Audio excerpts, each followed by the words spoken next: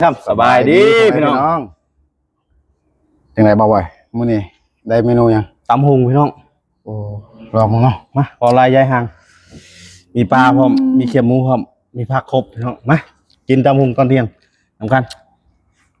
ตอนเที่ยงเนาะเวลาใกล้สิบ่ายแล้วล่ะพี่น้องเอ้า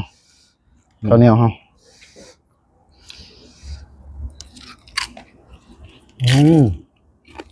เป็นยังไงรสชาติดังคักเลยพี่น้องกับหมูเนาะ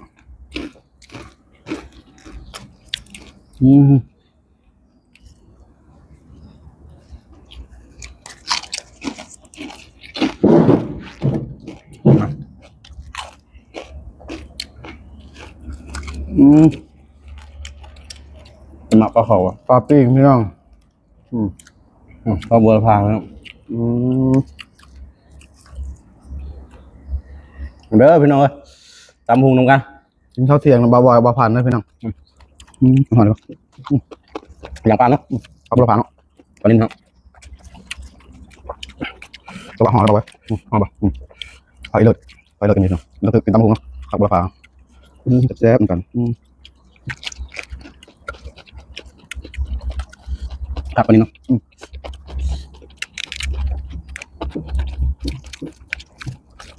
เจ็บหมูครับฝากติดตามด้วยพี่น้องเด้อเสร็จบ่อยๆเลยครับต้องถูกบ่อยๆผักกระชับนิดนึงก่อนนะตัวมั้ย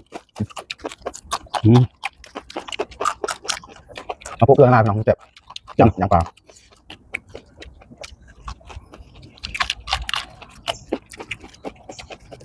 ตำบะดินเนาะอะไรกันรู้ไหมยำบะดินนี่น้ำพริกแบบน้องเนาะเต่าลงไปตัวใหญ่เนาะบ่าวพันนี่น้องอยู่น้ำบ้านพี่น้องซื้อมาเลี้ยงเนาะเอาปล่อยปลาดุกร้อยกว่าตัวเนาะวันนี้ร้อยกว่าปลาดุกพี่น้องความไปถึงหน้าบ้านอะไรก็ปล่อยหลังบ้านวันนี้น้องอยากไปถึงเนาะทำได้อยู่นี่น้องตัวเองสบายพี่น้องทำไปไกลเนาะนึกสองมาไปซื้อคนนั่นดิสมุนก่อนเนาะปลา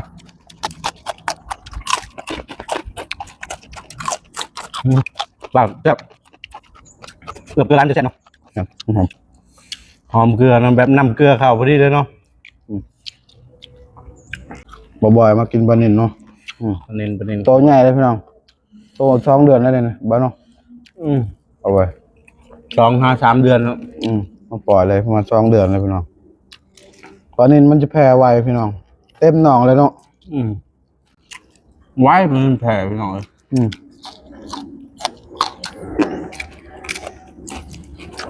บ่อยตอนบ่อยปล่อยได้เท่าไหร่ประมาณ50ตัวพี่น้อง50 ตัวเนาะแม่นเอาไปซื้อเพิ่มอีกซื้อปลาดุกอีกประมาณ100 ตัวพี่น้อง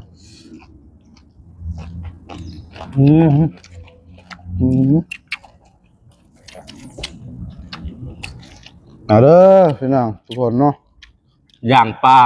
ตำหุ่งเบิดตะนั่นพี่น้องเลยอาหารแบบลาวๆเด้ออาหารแบบลาวๆอย่างปลาตำหุ่งสุดยอดได้พี่น้องอาหารประจำศาสตร์ลาว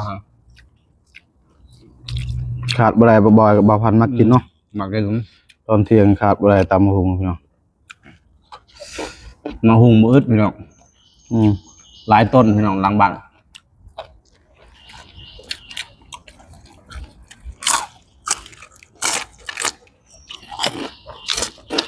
แต่ว่าทีเท่าแก่เพิ่นหลายพี่น้อง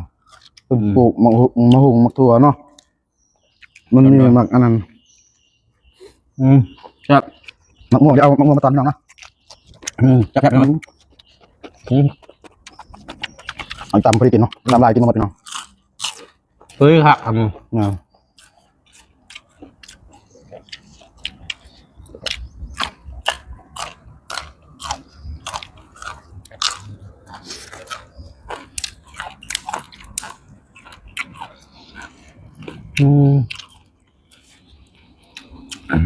ปลาคักเลยปลามันครับอันนี้มันแบบกับเกลือเลยนะน้อยนี่เนื้อปลานิ่นแบบนุ่มๆครับเลย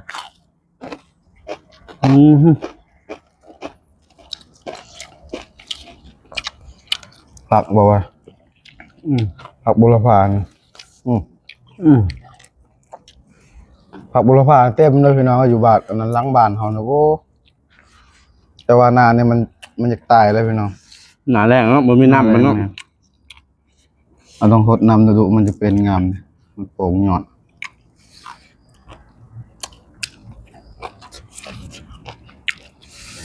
มาเด้อ FC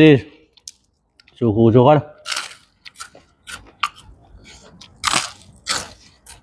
ครับบอกให้เอา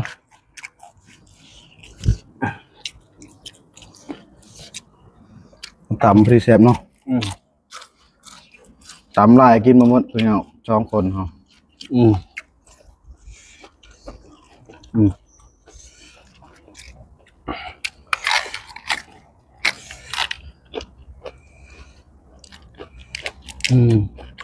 เด็ดเลย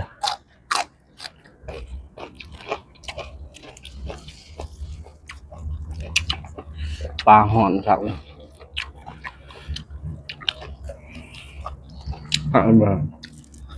ทั้งหอนทั้งเผ็ดเลยพี่น้อง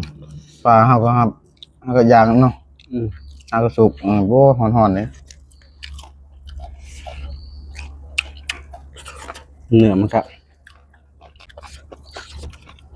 ตัวนี้เสื้อพี่น้อง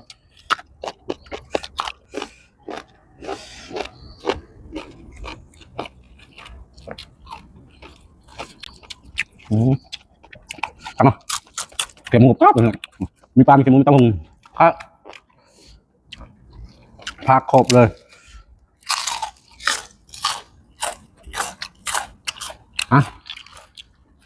เขาจบคลิปเพียงเท่านี้นะพี่น้อง ขอกล่าวคำว่า